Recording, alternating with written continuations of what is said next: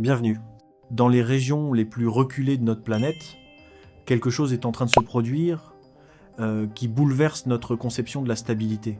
Aujourd'hui, nous plongeons dans une découverte enfouie sous des kilomètres de glace. Un événement qui ne surprend pas seulement les scientifiques, mais qui pourrait bien transformer l'avenir de chaque ville côtière de la Terre. Une partie de la calotte glaciaire du Groenland s'est soudainement effondrée. Pas sur des siècles, pas sur des années, mais en quelques jours. Mais ce n'est que le début, car ce qui a été découvert en dessous contredit tout ce que nous pensions savoir. Avant d'aller plus loin, soutenez cette vidéo avec un like, abonnez-vous à la chaîne et écrivez dans les commentaires quelle découverte vous a le plus surpris aujourd'hui. Maintenant commence notre voyage sous la glace. Au nord du Groenland, loin de toute présence humaine, une jeune chercheuse analyse des données satellites. Travail de routine, mesures, chiffres, graphiques, mais soudain, quelque chose ne va pas. Une zone, couvrant plusieurs kilomètres carrés, s'est affaissée, de plus de 80 mètres, en seulement 10 jours. Impossible, car, précisément, à cet endroit, la glace devait reposer sur un substrat solidement gelé, stable, peu mobile, prévisible. Mais les données ne mentent pas. Ce qui s'est produit en dessous est un événement que aucun modèle n'avait prévu. Un lac caché sous la glace s'est soudainement vidé. Des millions de mètres cubes d'eau se sont mis en mouvement, mais pas vers le bas, vers le haut. L'eau a percé la glace de l'intérieur, arraché d'énormes blocs, laissé des crevasses profondes et un immense cratère. Un processus qui, selon les connaissances actuelles, ne devrait pas exister. Car l'eau sous la glace suit un principe simple. Elle s'écoule vers le bas, toujours. Mais, ici, elle a fait l'inverse. Et c'est là que commence un problème plus vaste. Car si l'eau se déplace de cette manière, alors les modèles sont faux. Pas seulement en partie, fondamentalement. Alors que cette découverte était étudiée, d'autres recherches ont confirmé quelque chose d'encore plus troublant. Au cœur même de la glace, d'énormes structures sont en mouvement. Lentement, de manière circulaire, comme des courants. Comme un processus en ébullition dans un matériau qui devrait être solide. La convection thermique, un phénomène que nous connaissons dans le manteau terrestre. Mais ici, il se produit dans la glace. Cela signifie que la glace n'est pas rigide. Elle vit, elle s'écoule, et elle est bien plus molle que nous le pensions. Jusqu'à 10 fois plus molle, une seule valeur qui remet en question tous les calculs précédents. Car si la base est fausse, alors tout ce qui a été construit dessus l'est aussi. Et c'est précisément sur cela que reposent les prévisions qui déterminent quelles villes seront protégées et lesquelles seront perdues. Et c'est ici que commence une autre couche du mystère. Car, tandis que la surface réagit de manière visible, ce qui se passe réellement reste caché.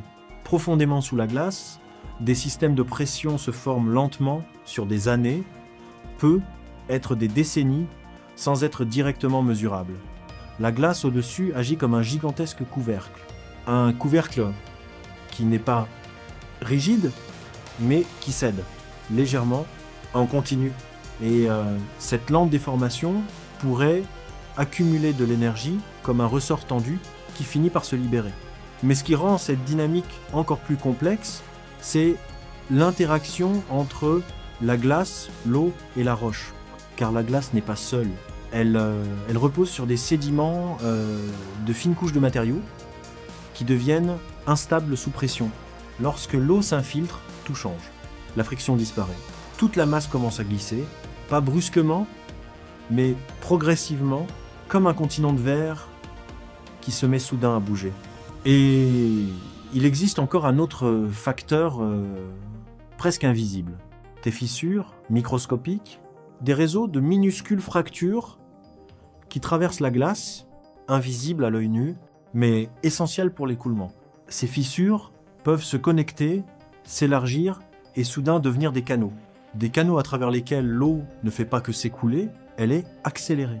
Un système invisible qui s'auto-organise et plus l'eau y circule, plus elle modifie la structure même de la glace. Elle devient plus poreuse, plus instable, plus sensible à la pression. Un cycle commence, un cycle qui s'auto-renforce. Et pendant que tout cela se produit, les signaux externes ne réagissent qu'avec retard. Les satellites observent des changements mais seulement une fois qu'ils se sont déjà produits. Les modèles calculent des évolutions, mais uniquement sur la base de ce qu'ils connaissent. Mais ici, quelque chose émerge en dehors de ses limites. Un système qui ne réagit pas de manière linéaire, mais par à coup imprévisible. Et c'est précisément pour cela que le plus grand défi n'est pas ce que nous voyons, mais ce que nous ne pouvons pas encore mesurer. Car quelque part, sous cette glace, des processus pourraient déjà être en cours, silencieux, inaperçus, et peut être plus proche d'un point de bascule que nous ne le pensons. Imaginez, vous construisez une ville sur une base que vous croyez stable. Pendant des décennies, vous lui faites confiance. Et puis, vous découvrez qu'elle se déplace lentement, qu'elle est molle, qu'en dessous, des forces agissent que tu n'as jamais prises en compte. C'est exactement ce qui se passe en ce moment. Sous la glace, des régions ont été découvertes qui ne correspondent à aucune structure géologique connue. 3 grandes zones, inclassables, sans nom, une énigme sous une couche de glace qui recouvre presque tout le continent. Et précisément sous ces zones se trouvent les glaciers les plus dynamiques de la Terre, les plus rapides, les plus sensibles, les plus dangereux. C'est comme si quelque chose d'invisible pilotait leur mouvement. En plus de cela, de la chaleur a été détectée, non pas répartie uniformément, mais concentrée, comme des sources cachées profondément dans la roche. Les vestiges d'un ancien système volcanique, encore actif aujourd'hui, cette chaleur remonte, réchauffe la glace par en dessous, la rend plus glissante et accélère son mouvement, lentement, inexorablement. Et alors, l'image commence à changer. Ce ne sont plus des découvertes isolées, mais un schéma. Une glace plus molle, de l'eau qui remonte, des structures inconnues. Une chaleur cachée, tout est connecté, tout est actif. Tout sous la surface. Et pendant que tout cela se produit, les modèles globaux restent inchangés. Les chiffres sur lesquels reposent les décisions pour des milliards de personnes n'intègrent pas encore ces processus. Cela signifie que nous planifions l'avenir avec une version de la réalité qui n'existe plus, et peut être qui n'a jamais existé.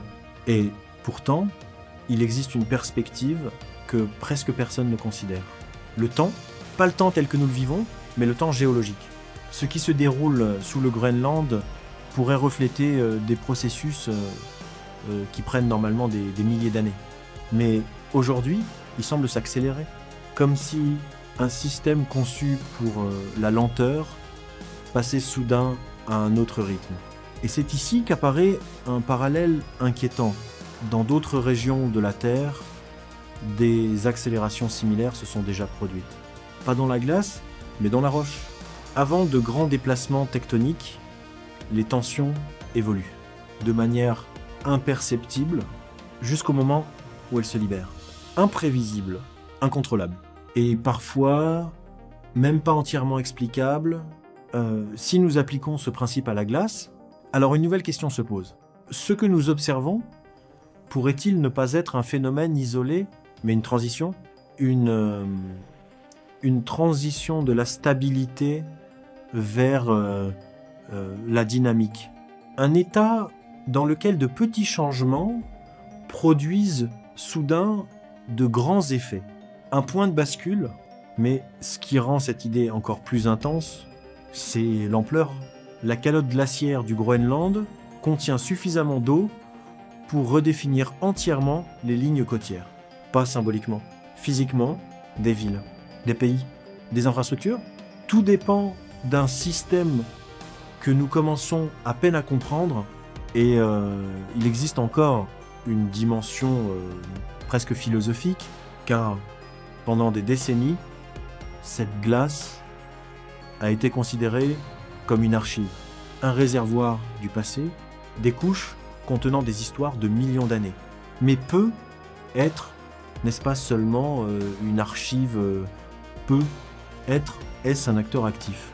Un système qui ne se contente pas de stocker, mais qui réagit, qui s'adapte, et peut être qui répond à des influences que nous ne comprenons pas encore totalement. Et si cela est vrai, alors nous n'observons pas simplement une masse de glace qui fond, nous observons un système qui prend des décisions, pas consciemment, mais physiquement, complexe, interconnecté et plus vaste que tous les modèles que nous avons créés jusqu'à présent. Et c'est précisément là, dans cette incertitude, que réside la véritable tension. Car l'inconnu n'est pas ce que nous ne voyons pas, c'est ce que nous voyons, mais que nous ne comprenons pas encore. Et plus nous explorons ce scénario en profondeur, plus notre perception de la cause et de l'effet se transforme. Car peut être que ce qui se passe réellement ne commence pas là où nous le mesurons, mais bien avant, dans des changements subtils qui se propagent sur de vastes espaces, comme une impulsion silencieuse qui traverse un réseau de glace, d'eau et de roches interconnectés, invisibles, mais fonctionnels. Car une pression dans une zone peut avoir des effets dans une région totalement différente, à des kilomètres de distance, avec un décalage dans le temps, et c'est précisément ce qui rend ce système si difficile à saisir. Il ne réagit pas localement, mais globalement à l'intérieur de sa propre structure. Un événement sous la glace n'est jamais isolé. Il fait partie d'une chaîne, une chaîne de réaction qui peut se prolonger lentement ou soudainement. Et ici naît une autre idée fascinante. Et si la glace ne réagissait pas seulement à la chaleur, mais aussi aux variations du champ de pression de l'ensemble du système, si la masse se déplace, la charge en dessous change également. Et ce changement peut, à son tour, déclencher de nouveaux processus, comme des dominos. L'un tombe et met le suivant en mouvement. Mais contrairement aux dominos, nous ne voyons pas toutes les pièces. Nous n'observons que des mouvements isolés. Un affaissement ici, une fissure là, un écoulement inexpliqué ailleurs, mais l'ensemble du tableau reste caché. Et c'est précisément ce qui génère cette profonde incertitude, car notre cerveau cherche des schémas, des liens clairs, des causes et des effets. Mais ce système refuse cette simplicité. Il n'est pas linéaire, il n'est pas prévisible, il est émergent. Un terme qui décrit lorsque de nombreux processus simples donnent naissance à quelque chose de plus grand que la somme de ses parties. Et peut être que c'est là la clé.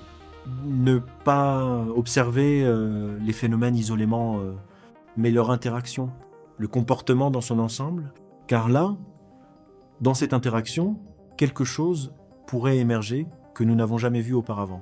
Un état dans lequel la glace ne se contente plus de réagir, mais commence à se réorganiser, à trouver de nouvelles voies, à générer de nouvelles dynamiques. Et ce moment précis, lorsqu'un système commence à se redéfinir lui-même, est celui où les prévisions deviennent les plus difficiles. Parce que tout ce que nous connaissons repose sur le passé, mais ici, quelque chose pourrait être en train de se former sans aucun précédent. Et si nous allons encore plus loin, une dimension presque paradoxale s'ouvre, car la stabilité peut parfois être la plus grande illusion sur de longues périodes. Un système semble calme, inchangé, fiable, mais c'est précisément dans ce calme apparent que des tensions peuvent s'accumuler invisibles, couche après couche.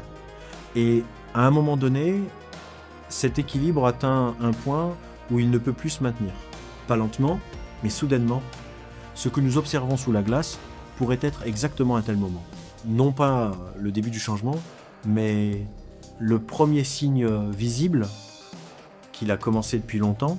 Et ici naît une autre idée profonde.